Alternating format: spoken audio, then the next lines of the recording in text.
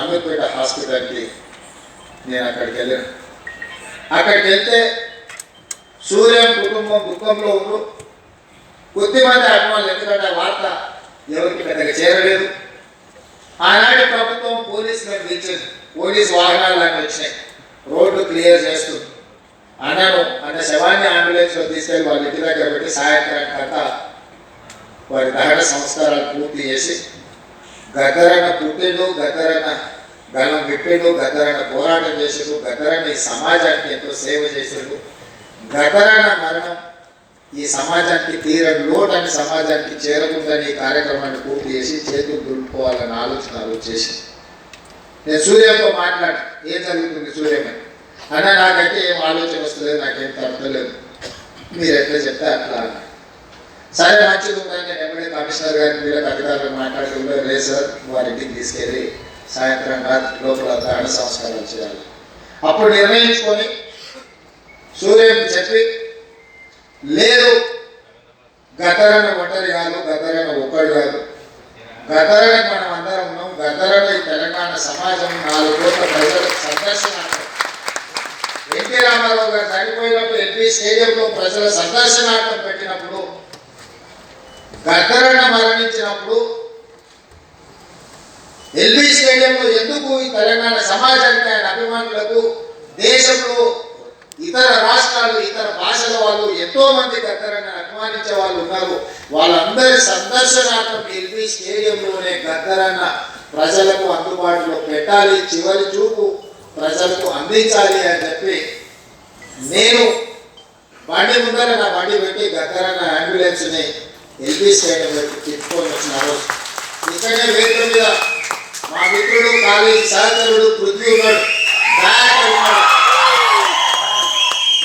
పృథ్వీ ఏదైతే నాకు గద్దరన్న ప్రజల సందర్శనార్థం ఎల్బీ స్టేడియంలో మనం పెట్టాల్సిందే, ఆ గేట్లు తెరవాల్సిందే అని ప్రభుత్వం గేట్ల తాళాలు వేసి పెట్టింది లోపలికి వెళ్ళకుండా. నేను కమిషనర్ గారికి చెప్పిన, గౌరవంగా మీరు తెలిస్తే మీ గౌరవం ఉంటుంది, లేకుంటే గేట్లు బదలైతే అనవసరంగా దీన్ని రాకాటం చేయగలని చెప్పి నేను ఆ రోజు పార్టీ అధ్యక్షుడిని, నేను ఆ రోజు పార్లమెంట్ సభ్యుడు, ప్రజాప్రతినిధిగా నేను చెప్తున్నా, ప్రజల యొక్క అభిప్రాయం చెప్తున్నా, మీరు గౌరవించాల్సిందే.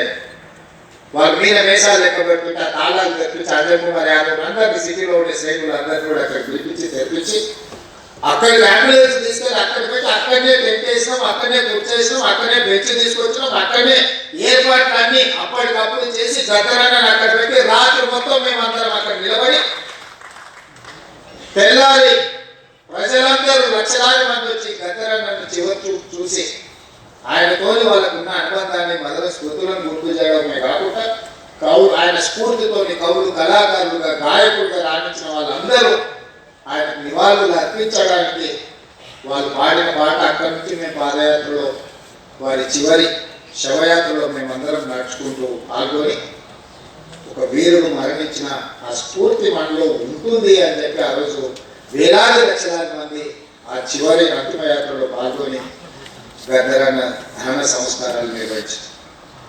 ఒక గొప్ప వ్యక్తి సమాజానికి స్ఫూర్తినిచ్చి లక్షలాది మంది యువకులను సమాజాన్ని పట్టి పీడిస్తున్న సమస్యల మీద పోరాటాన్ని అందించిన స్ఫూర్తినిచ్చిన గొప్ప సిద్ధాంతకర్తగానే గద్దరన్న చూడాలి. ఆ సిద్ధాంతం నాకు నచ్చిందా నచ్చలేదా, సిద్ధాంతంతో నేను విభేదించినా లేకపోతే అనుకూలించినా అనే చర్చ కాదు. గద్దరన్న ఒక సైద్ధాంతిక కట్టుబాటుతో వారు జీవితం చివరి వరకు, ఆఖరి రక్తం పట్టు వరకు, చివరి శ్వాస వరకు వారు కొనసాగించారు. మనం విభేదించుండొచ్చు, విభేదించేంత మాత్రాన సిద్ధాంతం ఉండకూడదన్న ఆలోచన ఎవరికైనా వస్తే అది తప్పు. 100% నేను ఖండిస్తున్నా. విభేదించిన సిద్ధాంతాన్ని కూడా చర్చలో పెట్టడమే ప్రజాస్వామ్యము.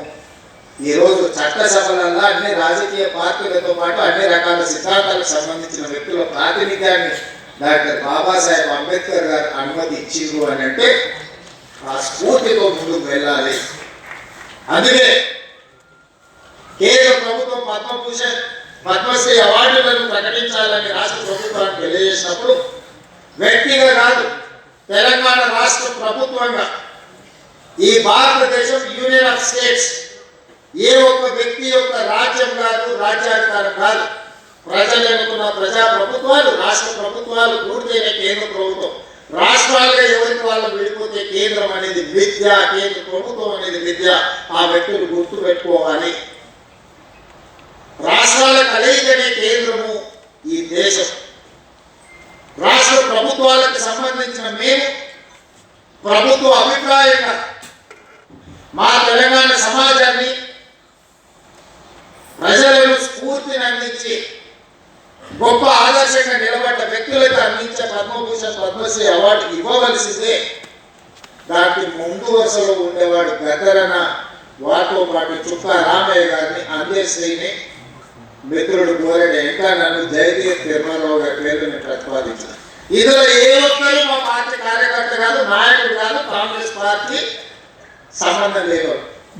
మిత్రుడు గోరెడ్డి వెంకన్న ఇప్పుడే చెప్పాడు, నాకు కొంచెం ముఖ్యమంత్రి గారిని చూస్తే ఏదో ఇదైతే మీరు ఉన్నా ఉండకపోయినా ఎట్లా 14 నెలల్లో ఏ రోజు కూడా గోరెడ్డి వెంకన్న వచ్చి నన్ను అడిగింది లేదు, నన్ను కలిసింది లేదు. అయినా వారి సమాజానికి అందించిన సేవల్ని దృష్టిలో పెట్టుకొని వారికి కూడా తెలియదు నేను లేఖ రాసిన సంగతి నాకు తెలిసి. పత్రికలలో మాట్లాడినప్పుడే వారికి ఏదైనా ఐడియా వచ్చింది, వారి సమాజానికి కూడా ఇవ్వాలని నేను నా బాధ్యత భావించాను. నాతో విభేదించినా సరే, లేదా సమాజం కోసం వాళ్ళు నాతో విభేదించినా, ఇంకోరితో విభేదించినా అనే దానికంటే 4 కోట్ల తెలంగాణ ప్రజలతో వాళ్ళు ఉన్నారు. ఆ ప్రజలతో మమేకమైన వాళ్ళను గుర్తించాలి, వాళ్ళని గౌరవించాలనే ఆలోచన. నాతో ఉంటేనే ఇష్టం, నాతో లేకపోతే ఇవ్వమనే విధానం మంచిది కాదు అని బలంగా నమ్మి వాళ్ళ పేరు ప్రతిపాదించారు. నేను ఈ రోజు ఇక్కడికి వచ్చిన గద్దరన్న అభిమానులను వేదిక మీద ఉన్న పెద్దలు నేను అడుగుతున్నాను. నేను ప్రతిపాదించిన గద్దరన్న కావచ్చు, చుక్కా రామయ్య గారు కావచ్చు, లేకపోతే అంబేశ్రీ గారు కావచ్చు, జయ జయ తెలంగాణ అందించిన అంబేశ్రీ గారు కావచ్చు, గోరెడ్డి వెంకన్న కావచ్చు, జయదీప్ తిరుమలరావు గారు కావచ్చు, ఎవరు ఎందులో తక్కువ అని నేను అడుగుతున్నాను. పక్క రాష్ట్రంలో 5 మందికి ఇచ్చిండ్రు. ఆ 5 మంది కంటే ఈ 5 మంది ఏమైనా తక్కువనా? ఈ సమాజానికి మా వాళ్ళు ఆదర్శంగా లేరా? నేను ఒక పద్ధతిలో ప్రధానమంత్రి గారికి మా ఆలోచనను, మా బాధను, మా నిరసనను కేంద్ర ప్రభుత్వానికి ఒక వేదిక మీద నుంచి తెలియజెప్పి లేఖ రాస్తున్నామని చెప్పి కేంద్ర ప్రభుత్వం జరిగిన తప్పును సవరించుకొని భవిష్యత్తులో ఆయన సరిదిద్దుకుంటుందని నేను భావించాను. కానీ దురదృష్టవశాత్తు కేంద్రంలో మంత్రిగా ఉండే వ్యక్తులే మేము ఇవ్వం గద్దరన్నకు మేము ఎలాంటి గౌరవించము అని మాట్లాడితే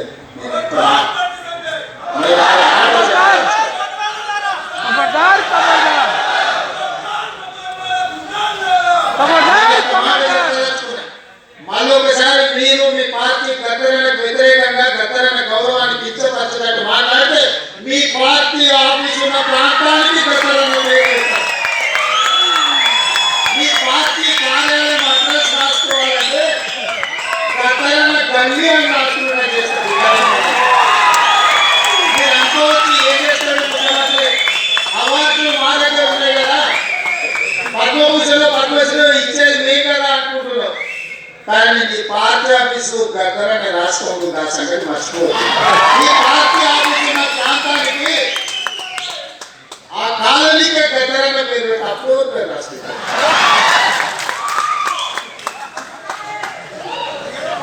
ప్రతిదానికి మా దగ్గర మందు ఉంది స్వామి.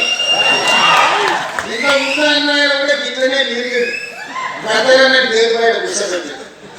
ఏమైంది? గేటు బయట కూర్చోబెట్టిన లోపల ఉన్నాయన, గద్దె మీద కూర్చున్నాయన గొప్ప అనుకున్నాడు. కానీ చూస్తుంటేనే ఆయన గద్దె ఊలింది, గేట్లు బద్దలైనాయి. గద్దరన్న వారసులు లోపలు గద్దరన్నను గేటు బయట కూర్చోబెట్టినోడు ఇవాళ గేటు దగ్గర కూర్చొని ఎవరైనా వస్తారని వాళ్ళకి ఎదురు చూస్తున్నాడు. చెక్కుల పక్షిగా దానికే గద్దగది పడితే నీకెంత పడుతుంది స్వామి, నువ్వు అర్థం చేసుకో. నువ్వేం ఇయ్యకు, నీకు ఇయ్యమని నేను అడగను. నువ్వు ఇయ్యనందుకు నిరసన తెలుపుతా. ఎట్లయితే గద్దరన్నను గేటు బయట కూర్చోబెట్టినందుకు పట్టిన గతి ఉందో వచ్చే ఎన్నికల్లో మీకు గదే గది పడుతుంది. ఓట్ల విప్లవం వస్తుంది. దాంట్లో నువ్వు కొట్టుకోబోతావు.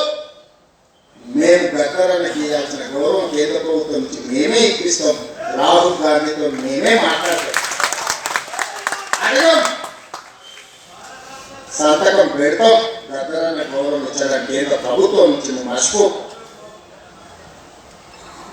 అహంకారం అనేది మంచిది కాదు. విభేదాలు ఉండొచ్చు, సైద్ధాంతికపరమైన విభేదాలు ఉంటే చరిత్రలో సైద్ధాంతికపరమైన విభేదాల మీద చర్చించుకున్న వాళ్ళు లేరా? గౌరవించుకున్న వాళ్ళు లేరా? మరి మీరెందుకు ఇంత అహంకారపూర్వకంగా వివరిస్తూ అప్పుడప్పుడు మా భాష యాదగిరన్న మమ్మల్ని ఎలా పడా తిట్టనే ఉంటాడు. మా యాదగిరన్న మేము అడుగుతున్నామా? పెద్ద మనిషి అనుభవం ఉన్నాడు. ఎక్కడన్నా అడ్డుకుంటే అడ్డే ఉంది. ఆయన చెప్పిన దాంట్లో ఏమైనా సూక్ష్మం ఉంటే అర్థం చేసుకుని సర్దిద్దుకోవాలని సర్దిద్దుకునే ప్రయత్నం చేస్తున్నాం తప్ప యాదగిరన్న నిత్యమని చెప్పి మన తెలంగాణ పోరాటం గురించి 9 మంది గొప్ప వ్యక్తుల్ని రాష్ట్ర ప్రభుత్వం గుర్తించి గౌరవించుకుంటాం అన్నప్పుడు భాష యాదగిరన్న మీరు ఆయన అడగలేదు. మా ప్రభుత్వము 9 మంది గొప్ప వ్యక్తులను తీసుకున్నాడు. వారిని కూడా అందులో చేర్చాము. గోరెకి ఎక్కడైనా కూడా అందులో చేర్చాము. జయరాజును కూడా చేసాము. అంటే యాదగిరి చేసాము. ఇలాంటి కుటుంబాలను గద్దరాన్న కుటుంబాలను ఈరోజు గుర్తించినాము. సో ఇట్లా ఈరోజు ప్రభుత్వం అనేది నిరంతర ప్రక్రియ. ఈ నిరంతర ప్రక్రియలో ప్రభుత్వం దృష్టికి వచ్చిన ఏ మంచి పనైనా చేయడానికి ప్రభుత్వం ఉన్నది.